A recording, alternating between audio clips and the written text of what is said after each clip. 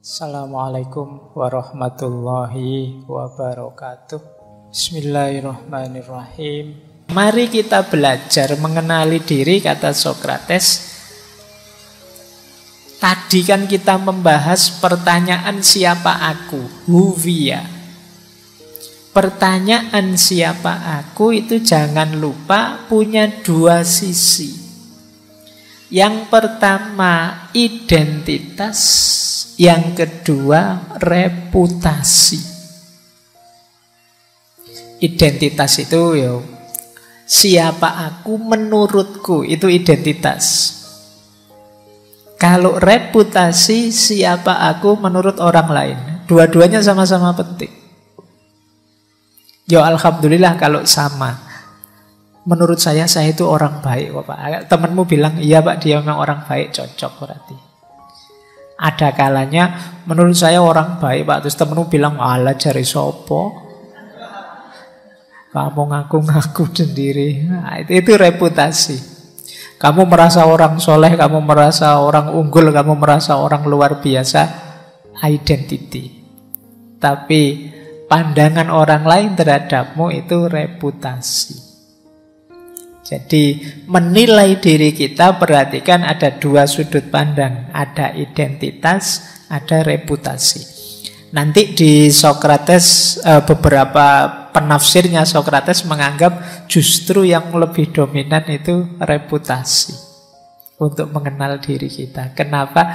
Karena kalau aku membaca aku itu kadang-kadang agak trik, agak prank. Orang itu karena tekanan egonya seringkali tidak objektif membaca dirinya.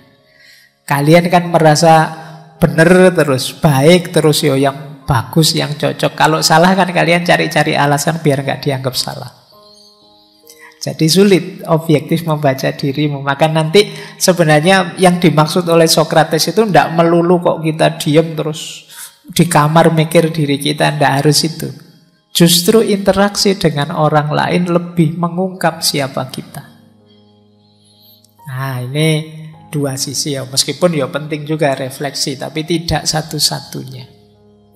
Saya ambilkan ini sebentar. Ini mungkin teman-teman pernah lihat gambar ini. Ini salah satu bisa dipakai untuk menafsirkan diri tadi, antara identity dan reputasi. Jadi ini teori tentang, orang biasanya menyebutnya Johari Windows. Oke ya, ini disebut Johari Windows karena penemunya dua profesor dari California University. Oke, yang pertama namanya Joseph, yang kedua namanya Harry. Harry Ingram dan Joseph Love. Makanya teorinya disebut Johari Windows. Jadi diri kita itu kalau digambar siapa kita itu ada wilayah yang open area. Wilayah open area itu wilayah yang saya tahu, orang lain juga tahu. Saya tahu kalau saya ngomong itu tidak bisa keras, tidak bisa meledak-ledak. Orang lain juga tahu. Ini namanya open area. Nanti ada hidden area. Hidden area itu saya tahu, tapi orang lain tidak tahu. Mungkin sengaja saya sembunyikan. Kalau orang lain tahu ini bahaya ini. Rahasiaku ketahuan. Nah, itu hidden area. Aku tahu. Nah, orang lain tidak tahu. Ada kebalikannya hidden area, namanya blind area atau blind spot. Blind spot ini orang lain tidak tahu. Orang lain tahu, tapi aku tidak tahu. Aku ini merasa ramah loh kalau ngomong, tapi orang lain tahu. Allah, nek ngomong nyelekitnya luar biasa itu. Nah, ini namanya blind spot. Jadi yang lain tahu, aku tidak tahu. Ada yang lebih gelap lagi, dark spot, wilayah unknown. Orang lain tidak tahu, aku juga tidak tahu. Padahal itu ada dalam diriku.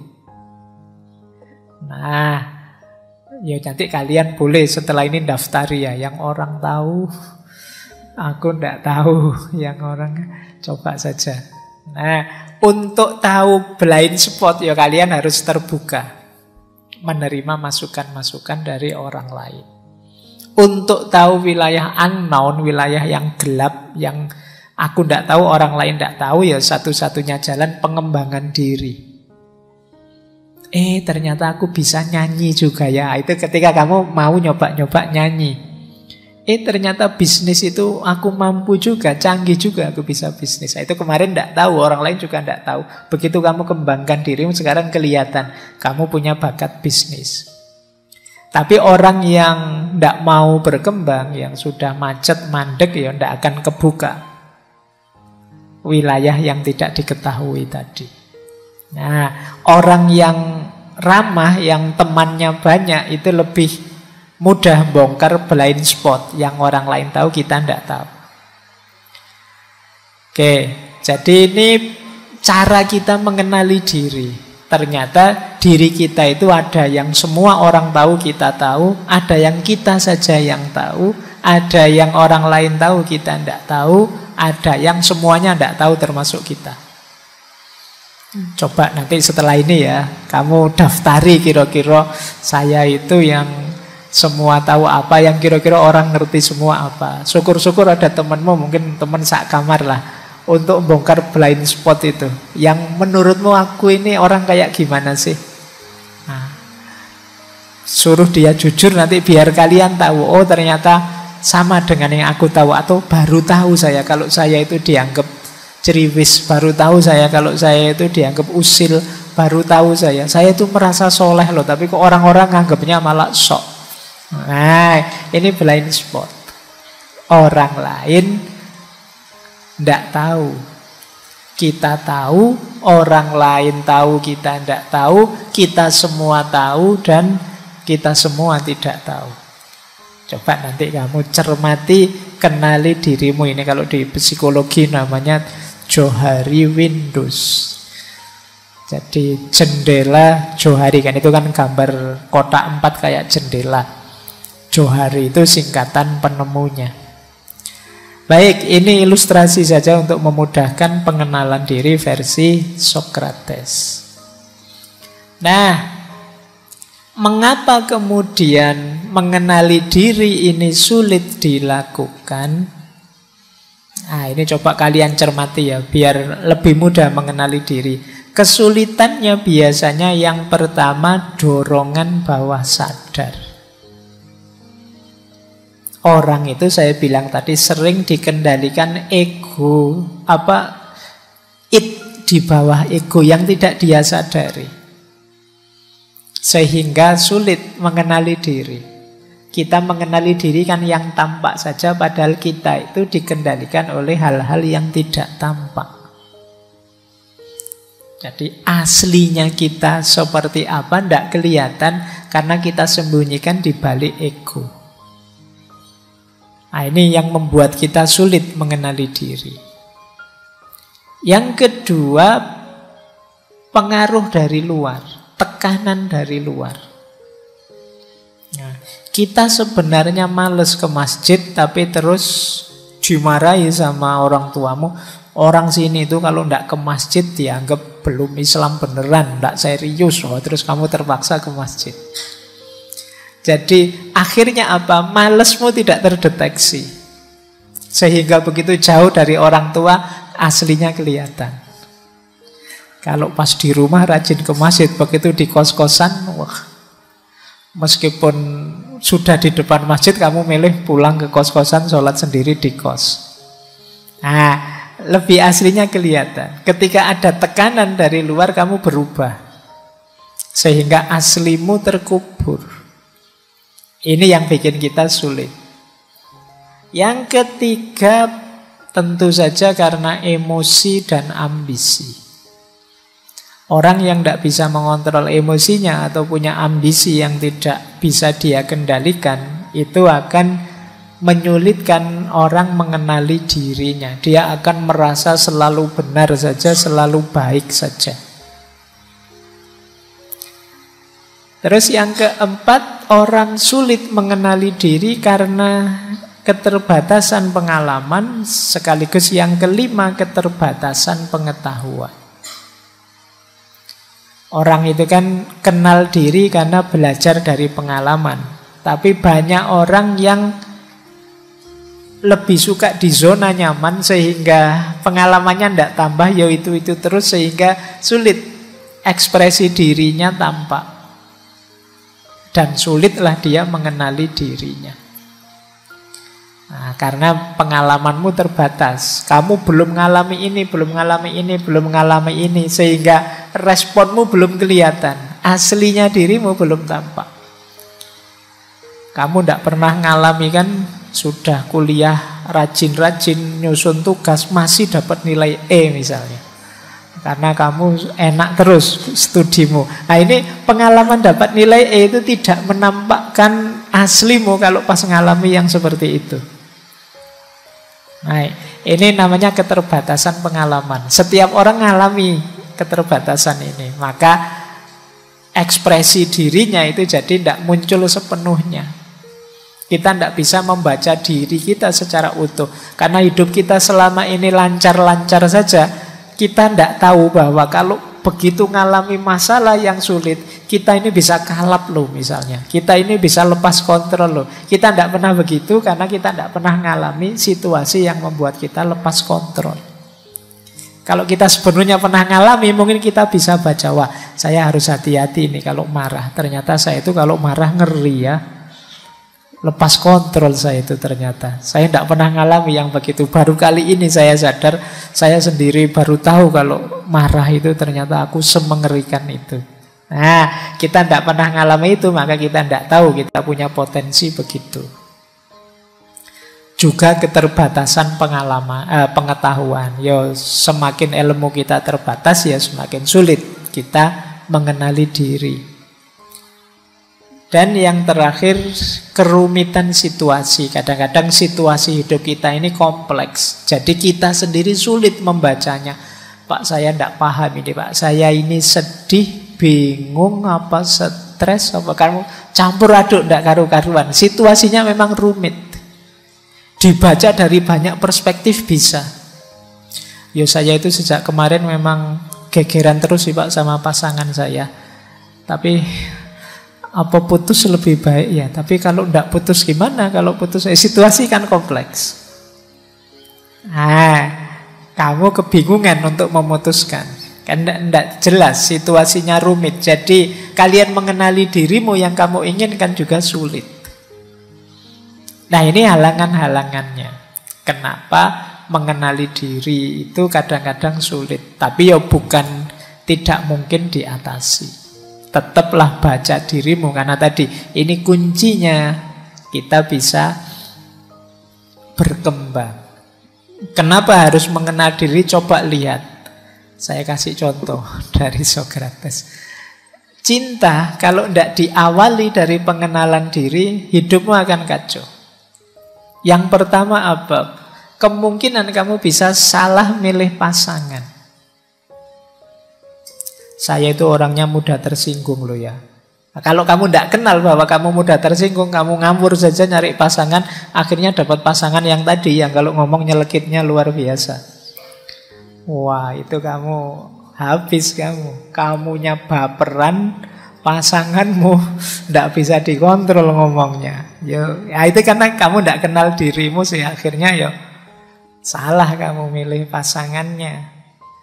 Nah, kita berusaha dekat dengan orang yang tidak cocok dengan kita. Kenapa begitu? Kita tidak tahu aku itu orang seperti apa, sehingga aku butuh yang seperti apa.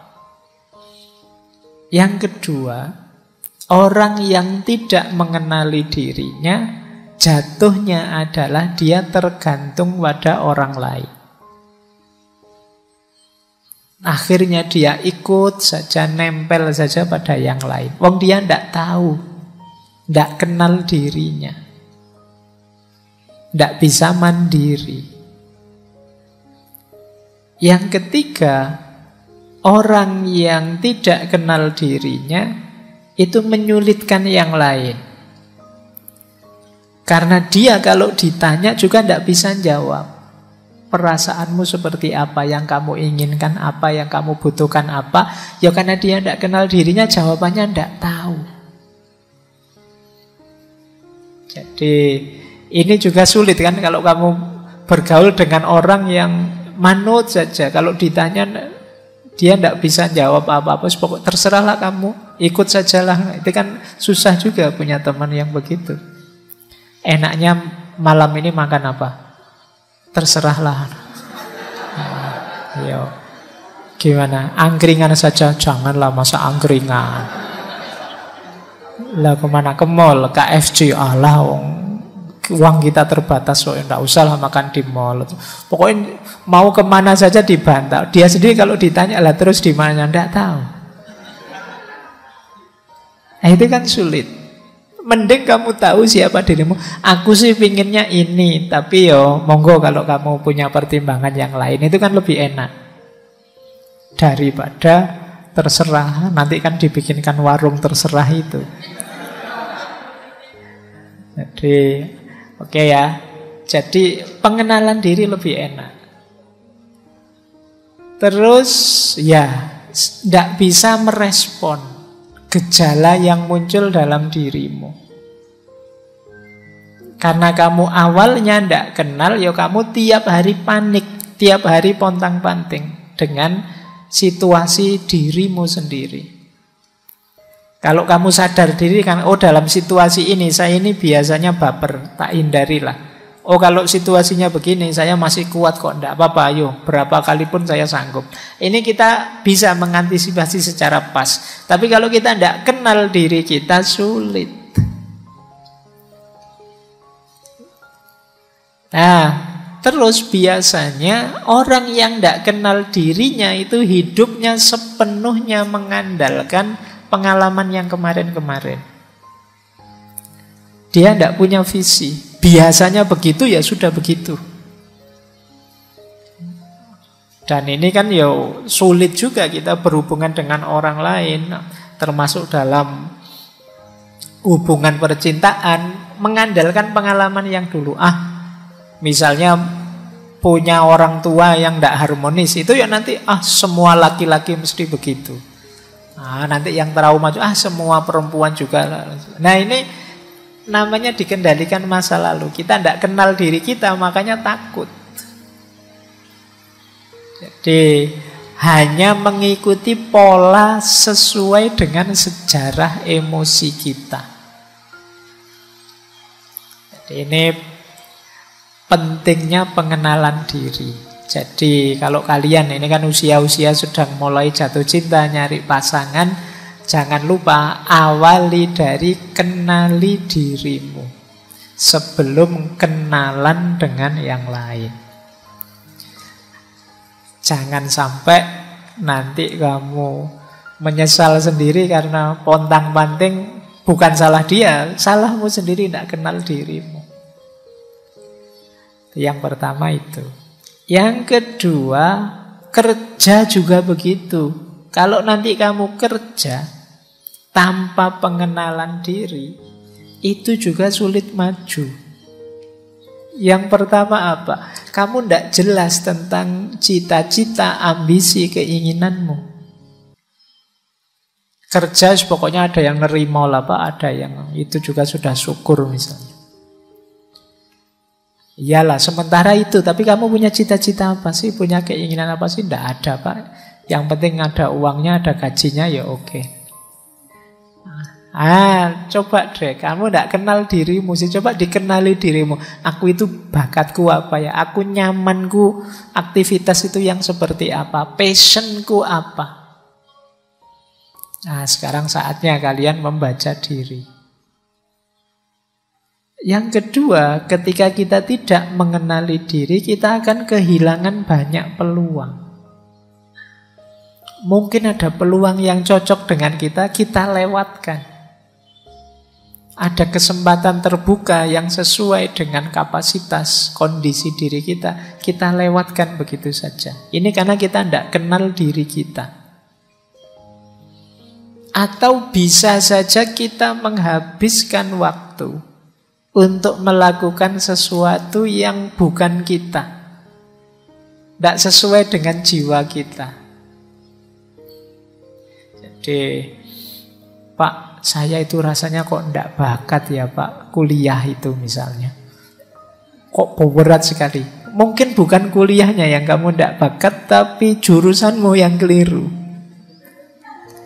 Kamu tidak pernah mengenali dirimu, sehingga ketika milih jurusan kamu tidak mikir mana yang cocok dengan aku. Pokoknya Pak, rasanya kok ini keren ya Pak, rasanya kok ini bagus ya Pak, rasanya. Coba kenali dirimu, terus pilih yang sesuai dengan passionmu. Mungkin sekarang baru rame-rame, wah ternyata filsafat itu asik, aku pindah jurusan filsafat, aku pindah. Ya nanti dulu, kamu baca dulu dirimu. Jadi setiap orang itu kalau bahasa agama ada syakilahnya. Makanya kullu ya'malu ala syakilati. Jadi segala sesuatu itu ya bekerja sesuai dengan syakilahnya, kondisi dirinya, bakatnya, passionnya. Nah, jadi tanpa pengenalan diri, ya kita mungkin nanti banyak buang waktu. Oke, kuliah teknik misalnya, bertahun-tahun begitu lulus malah bisnis. Kuliah bisnis bertahun-tahun, nanti begitu lulus malah ngajar. Nanti kuliah jadi agak rumit. Coba dikenali dirinya dulu biar tidak banyak buang waktu. Orang yang tidak kenal diri juga seringkali jadi terlalu defensif. Tidak mudah percaya siapapun atau kebalikannya. Terlalu semangat untuk menyenangkan siapapun.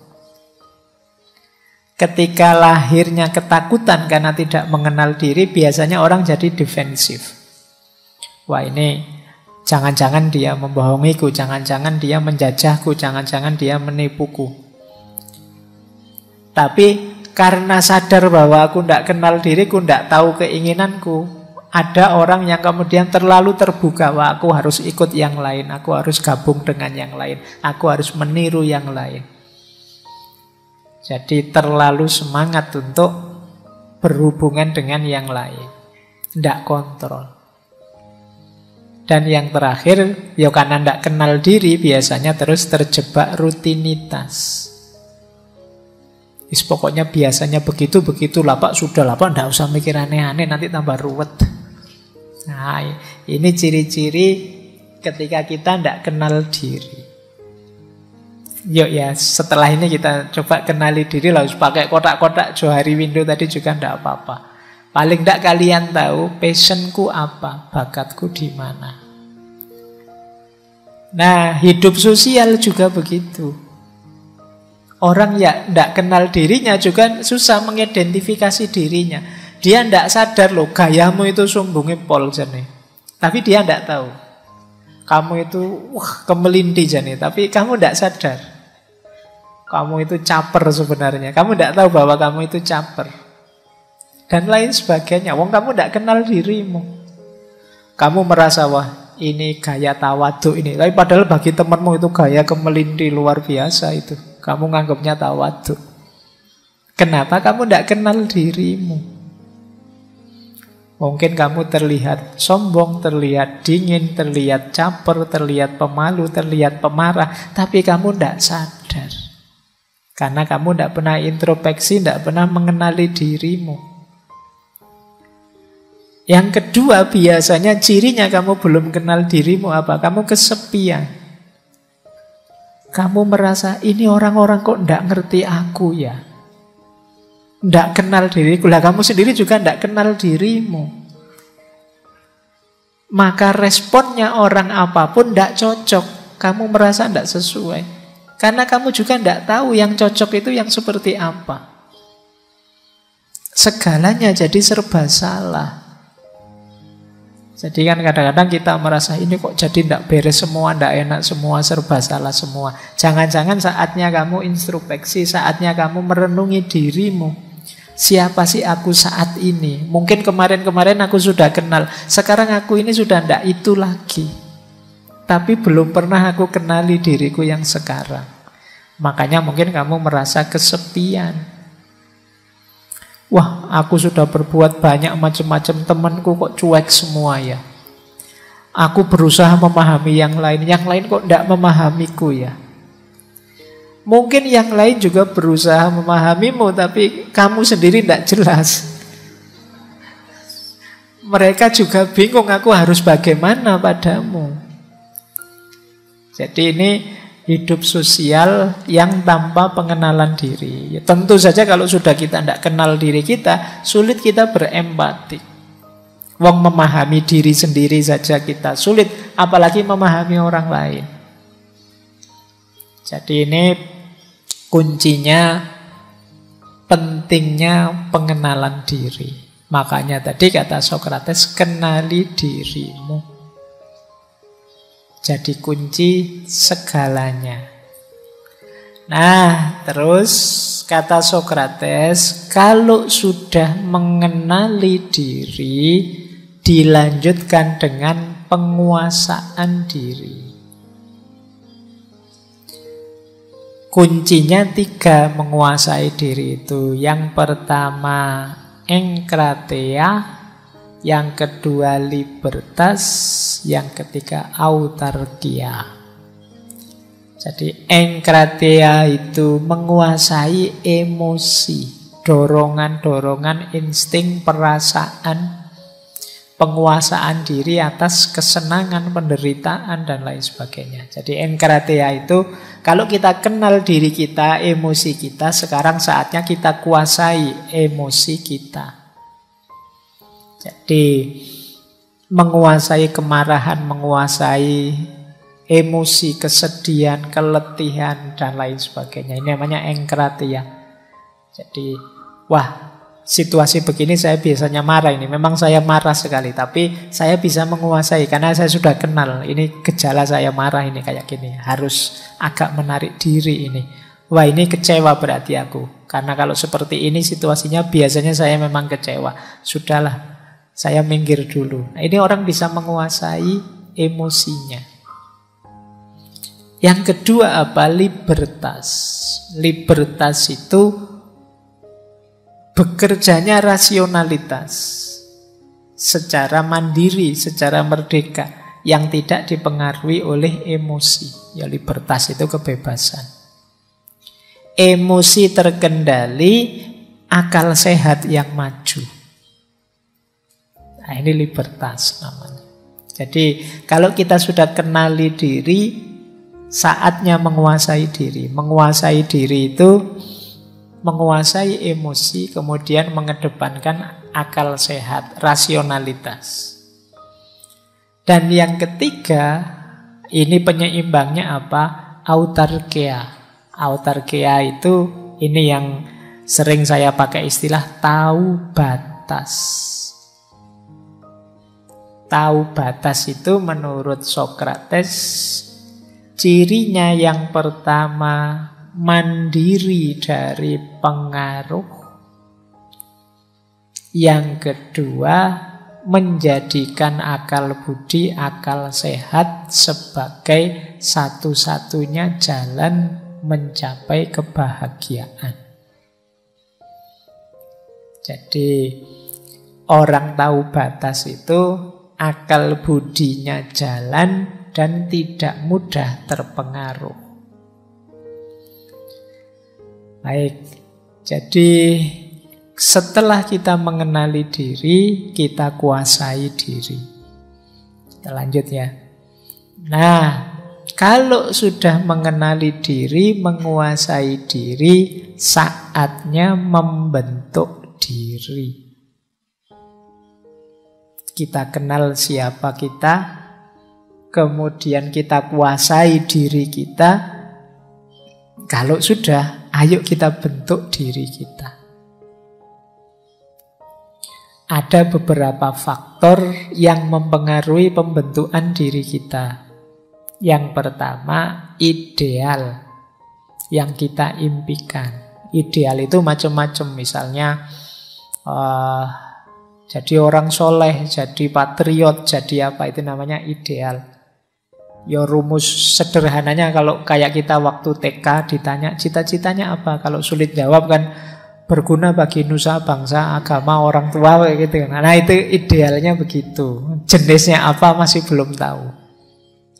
Jadi membentuk diri berarti mengarahkan diri kita pada ideal yang kita inginkan. Ini mempengaruhi, ideal-ideal mempengaruhi pembentukan diri. Yang kedua, peran yang kita mainkan.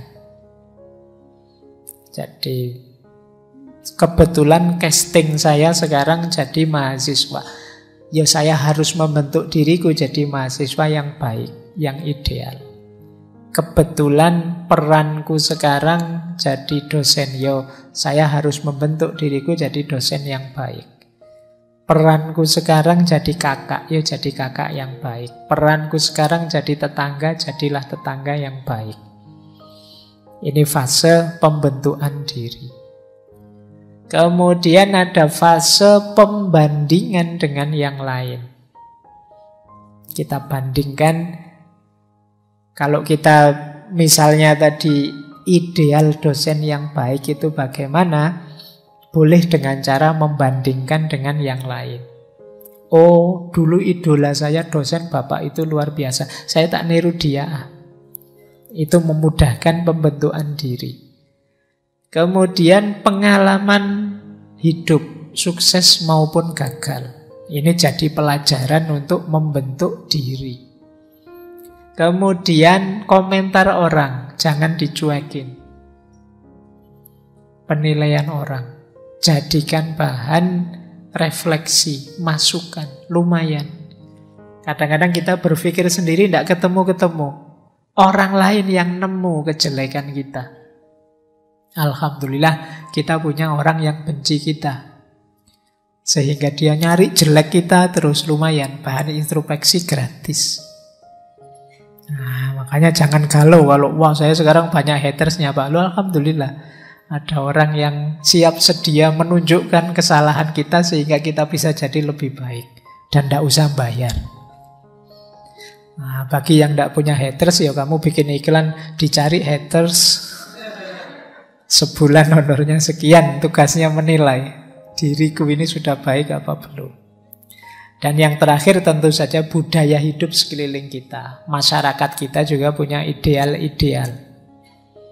Ini bahan-bahan yang harus kita ramu untuk membentuk diri. Jadi tadi diawali dari mengenal diri, kemudian menguasai diri, dan diakhiri dengan membentuk diri.